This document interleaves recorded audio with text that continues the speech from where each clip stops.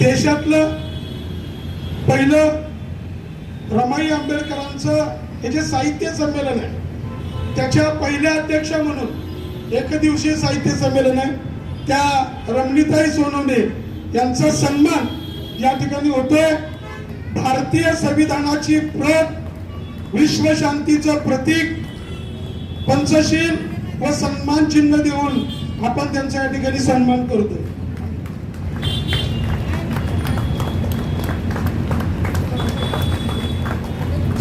वर्षभर या ठिकाणी, या पवित्र ठिकाणी काही ना काहीतरी उपक्रम हा कायमस्वरूपी सुरू असतो। मग तो प्रत्येकाचा वाढदिवस असो, काही कार्यक्रम असो, काही उपक्रम असो, आमचे विठ्ठल दादा गायकवाड हे कायमस्वरूपी या ठिकाणावर गजबज ही कायमस्वरूपी सुरू असते। आणि आज आपल्याला सगळ्यांना माहिती आहे की 1 फेब्रुवारी ते 7 फेब्रुवारी रमाई महोत्सव असतो। आणि आम्ही असा विचार केला की महामाता रमाईंची पुण्यतिथी 27 तारखेला झाली, त्या दिवशी आम्ही रमाई रत्न पुरस्कार समारंभ त्या दिवशी झाला। अखिल भारतीय रमाई साहित्य संमेलन हे या वर्षापासून सुरू करायचंच हा निश्चय केला आणि आज हे पार पडत आहे। आमचं एकच ब्रीद आहे मित्रांनो, भारतरत्न विश्वरत्न बाबासाहेब आंबेडकर हे महान होतेच, त्यांनी लेखन, विपुल लेखन केलं, पण आज एक लक्षात घ्या की रमाईंची जर साथ नसती तर ही गोष्ट साध्य झाली नसती। त्यामुळे बाबासाहेब इतक्याच रमाई पण मोठ्या हे आपण लक्षात ठेवलंच पाहिजे। सर्वांना प्रथम जय भीम। या पहिल्या महामाता रमाईबाई साहित्य संमेलनाचे अध्यक्षा रमाताई, त्या रमणीताई, त्याचबरोबर साहित्य संमेलनाचे अध्यक्ष श्रीपाल समनीस सर, आडकर साहेब, सचिन निटकर सर आणि या सर्वांचं संयोजक माझे मित्र विठ्ठल गायकवाड आणि उपस्थित बंधुभगिनी। खरं तर पुतळा बसवण्याच्या पहिल्या संकल्पनेपासून शेवटपर्यंत मी बरोबर होतो आणि याच्यामध्ये ज्या ज्या काही तांत्रिक अडचणी आल्या किंवा बाकी गोष्टी त्याच्यामध्ये खारीचा वाटा म्हणून मदत केलेली आहे। आणि हे बाबासाहेबांचं ऋण व्यक्त करण्याची एक संधी मला विठ्ठल गायकवाडकडून मिळालेली आहे आणि खरोखरी खूप आनंद होतो की विठ्ठल गायकवाड आणि जी समिती आहे ती समिती सतत दररोज एक प्रबोधनपर कार्यक्रम इथे करते आणि त्या निमित्ताने लोकांच्या पुढे खरोखर रमाई आणि डॉक्टर बाबासाहेब आंबेडकरांचे विचार हे लोकांपर्यंत पोहोचवण्याचं काम या ठिकाणाहून होतं। हे ठिकाण दिवसेंदिवस आपल्या सगळ्यांना ऊर्जा देण्याचं ठिकाण आहे असं मला वाटतं। आज या साहित्य संमेलनाला मी हार्दिक शुभेच्छा देतो, थांबतो। जय जिजाऊ, जय शिवराय। अत्यंत मौल्यवान अशा या कार्यक्रमाचं आयोजन या ठिकाणी विठ्ठलदादा यांनी केलेलं आहे। आत्ताच आडकर साहेबांनी सांगितल्याप्रमाणे गेल्या दशकापेक्षा जास्त विविध विषयांवर, विविध पैलूंवर या ठिकाणी अनेक महत्त्वाची व्यक्ती महाराष्ट्र राज्यातील असतील किंबहुना त्याच्या बाहेरचे इथे येऊन गेलेले आहेत। मोठं विचार मंथन, एक मोठं व्यासपीठ, व्यासंग असलेलं व्यासपीठ या ठिकाणी या रमाबाईंच्या पवित्र नगरीमध्ये निर्माण करण्याचं काम विठ्ठलदादांनी केलेलं आहे। सर्वप्रथम अशा प्रकारचा जो काही प्रवास, जो धक्का करणारा आहे, जो सर्व जाती धर्मांना एका धर्मनिरपेक्षतेकडे नेणार आहे, तो विचार रुजवण्यासाठी विठ्ठलदादांनी जे कार्य केलेलं आहे त्या गोष्टीसाठी मी त्यांचं सर्वप्रथम या ठिकाणी अभिनंदन आणि आभार व्यक्त करतो। मध्ये धार्मिक ध्रुवीकरण ज्या पद्धतीने होतंय, आज समाजामध्ये भाषांमध्ये, धर्मामध्ये जी काही सगळी आव्हानात्मक परिस्थिती निर्माण झाली आहे त्याला उत्तर म्हणजे हा विचार आहे। आणि आज या ठिकाणी रमाईचं जे स्मारक झालं गेली अनेक वर्ष या ठिकाणी याच विचारांचा जागर हा अनेक वर्ष आपण करतो आहोत. आणि चांगली गोष्ट काय आहे की जसं आपल्या शिवशाहू फुले आंबेडकरांचा वारसा आहे तसाच अतिशय त्यागाचा वारसा आपल्याला राजमाता जिजाऊ, सावित्रीबाई फुले, रमाबाई आंबेडकर, अहिल्याबाई होळकर या सगळ्यांनी घालून दिलेला आहे. आणि मला असं वाटतं की रमाबाई आंबेडकरांचं जे बाबासाहेबांच्या आयुष्यामध्ये असलेलं स्थान आहे की बाबासाहेब जे काही करू शकले, बाबासाहेब आज त्या देशासाठी त्यांनी जी सगळी शक्ती पणाला लावली, आपलं ज्ञान शक्ती पणाला लावली, त्याच्या मागे त्यांना खंबीर साथ दिली, त्यांच्या सोबतीने साथ दिली ती रमाबाईंनी. सर्वात आधी विश्वाच्या पाठीवरील सर्व ज्ञात अज्ञात महापुरुषांना माझे खरबोस सलाम.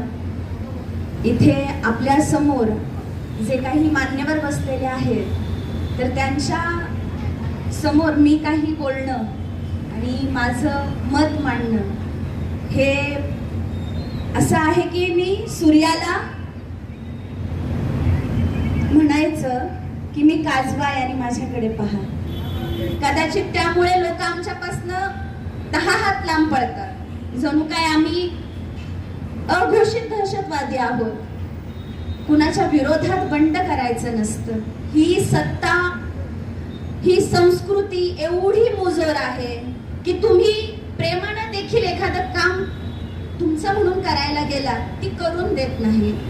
ती स्त्री म्हणून जेवढे काही मुखवटे आमच्यावरती लादायला पाहते तेवढे सगळे मुखवटे आम्ही जन्मापासून घेऊन फिरत असतो. कुणाची बहीण म्हणून, कुणाची आई म्हणून, कुणाची बायको म्हणून, कुणाची बहीण म्हणून. या नात्यांच्या फेऱ्यांमध्ये एवढं घुसमटून टाकलेलं आहे की चौकटी म्हणून आम्हीच आम्हाला एवढ्या लावून घेतो की प्रत्येक चौकट आम्हालाच आमची तोडताना पुन्हा अडचण निर्माण होते. आम्ही अशा धर्माच्या नावाखाली आजपर्यंत काढले गेलोय, अशा संस्कृतीच्या नावाखाली आजपर्यंत भरडत आलोय स्वतःला की जे आमची फक्त एक लिंग ओळख आहे स्त्री म्हणून, ती आमच्यावरती फक्त एक धर्मसंस्था म्हणून लादली जाते. नाहीतर तसं बघायला गेल्यावर प्रत्येक एखादा जो कोणता जीव जन्माला येतो माणसाच्या पोटी तो एकतर मुलगा असतो किंवा मुलगी असतो. म्हणजे त्याची त्या लिंगामुळे असणारी स्वतःची स्वतंत्र ओळख असते. परंतु स्त्री ही कधीच जन्माला घातली जात नाही. स्त्री ही फक्त घडवली जाते. वेगवेगळ्या परंपरा लादून, वेगवेगळ्या संस्कृती आणि कुठल्या तरी नियमांच्या ओझ्याखाली तिला दाबून ठेवायचं का तर ती सृजन शक्ती आहे. मला फार आश्चर्य वाटलं.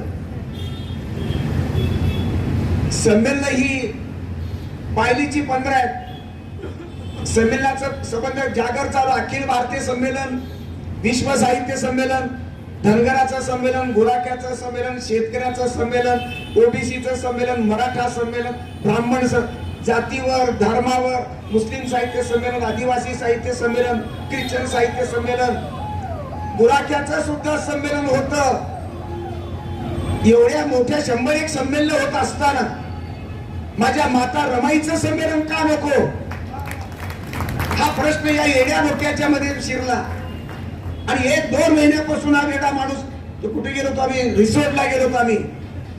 गाडीत येताना आणि जाताना एकच विचार, काय करावं काय नाही.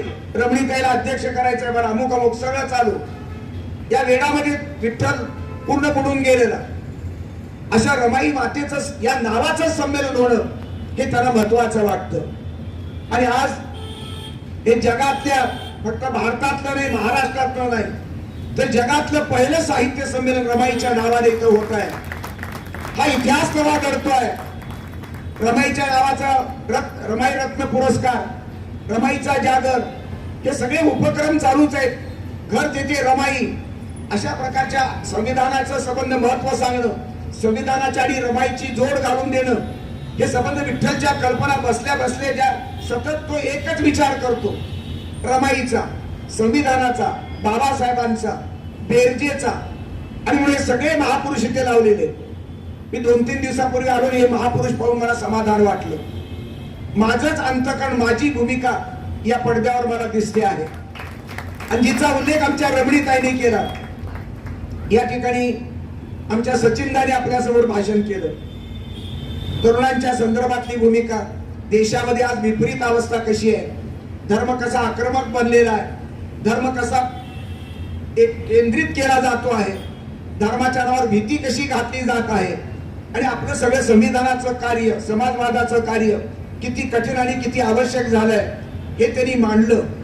ज्ञानेश्वर मोळकरांनी शिवाजी महाराज ते बाबासाहेब आंबेडकर वाया रमाई, जिजाऊचा प्रवास रमाई पर्यंत येऊन पोहोचण्यामध्ये मला मान्य, विठ्ठल रमाईचा पुत्र आहे. आमचे ज्ञानेश्वर मोळक हे जिजाऊचे पुत्र आहेत. या दोन पुत्राचा संवाद म्हणजे रमाईचा आणि जिजाबाईचा संवाद आहे. या दोघांचा संवाद म्हणजे माता जिजाऊ आणि माता रमाईचा संवाद आहे. ही भूमिका महत्वाची. आमच्या प्रशांतला, केदारीला फोटोमध्ये पहिल्यांदा आमची मदर तेरेसा दिसली, नंतर बाकीच्याही माता दिसल्या. कारण त्याचा बरोबर आहे, जो त्या धर्मातून आहे, तो धर्माची जी प्रेरणा आहे, येशू ख्रिस्ताची बलिदानाची प्रेरणा त्याला देते आहे. आणि ती मदर तेरेसा संबंध उकिरड्यावर ज्यांचे आईबाप पडलेले आहेत, ज्यांचे रोगी पडलेले आहेत, त्या रोग्यांना आपल्या आश्रमात घेऊन जाऊन त्यांच्या जखमेवरती मलमपट्टी करणारी ही मदर तेरेसा. 7 समुद्रापलीकडून येऊन भारताच्या मातीवरती येऊन, भूमीवरती येऊन इथल्या कुठल्याही जातीच्या माणसाचा, ब्राह्मण असो की दलित असो की बंगी असो, त्या माणसाची सेवा करण्याचं व्रत आमच्या मदर तेरेसाने या ठिकाणी सिद्ध केलं. आणि भारतानं तिला संबंध पुरस्कार दिला गेला, भारताचा सन्मान तिला मिळाला, जगातलं नोबेल तिला मिळालं. अशा प्रकारची मातांची ही संबंध बेरीज या ठिकाणी दिसते, जिचा रमणीताईनं जाणीवपूर्वक उल्लेख केलेला आहे.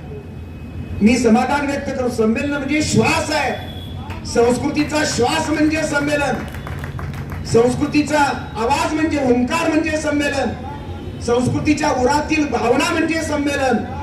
आणि हे संमेलन या ठिकाणी रमाईच्या नावानं, रमाईच्या पवित्र अशा प्रकारच्या वातावरणामध्ये केलं जात आहे. 50 लोक आहेत, तुम्ही जास्त लोक नाही आणि आम्ही 7-8 लोक, 10 लोक इथे आहोत. पण हा अत्यंत सुंदर अशा प्रकारचा सोहळा आहे. आम्हाला तर 2 पोरं विद्यार्थी असले तरी शिकवावं लागतं. आम्ही निष्ठेनं तेवढंच ओरडणार नाही, बेंबीच्या देठापासून बोलणार, मी नाटकपणा करणार नाही, मी कधी बोलणार नाही, का मी पाना चोरणार नाही, याच्यापैकी कोणी उठून जाणार नाही.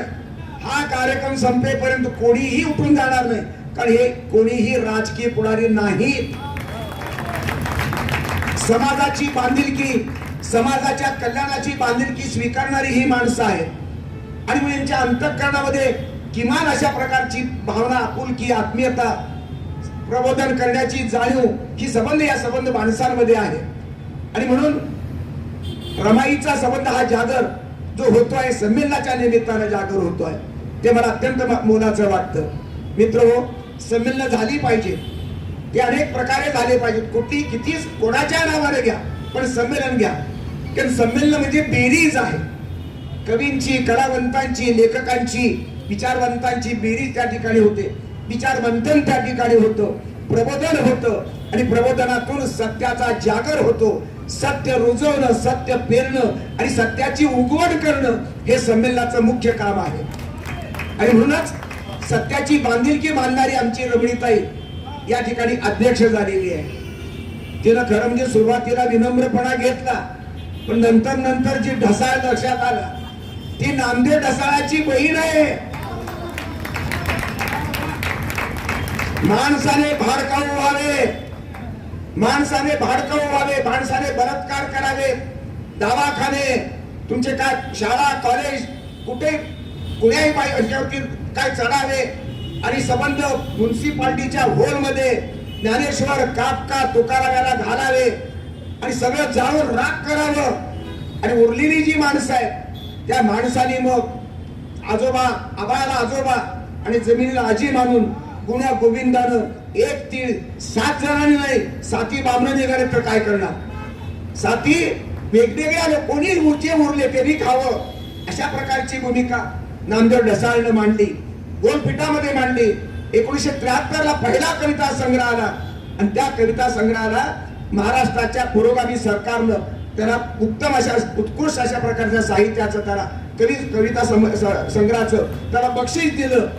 त्या नामदेव ढसाळची रांडा आणि बडवे लिहिणाऱ्या शब्द लिहिणाऱ्या ते शब्द नव्हे, ती अपरिहार्यता आहे. व्यवस्थेच्या विरुद्ध झगडणारा कवी आक्रंदन करतोय, आग ओढतोय शब्दामधून. तीच आग मला आठवण झाली आमच्या मित्राची, माझ्या नामदेवची मला आज आठवण करून दिली ती आमच्या भगिनीनं, नामदेवच्या भगिनीनं रमणी आमच्या आकाश सोनवणे यांनी. शेवटची कविता किती विद्रोह, हा विद्रोह जरूर आहे पण तो विवेकी विद्रोह आहे.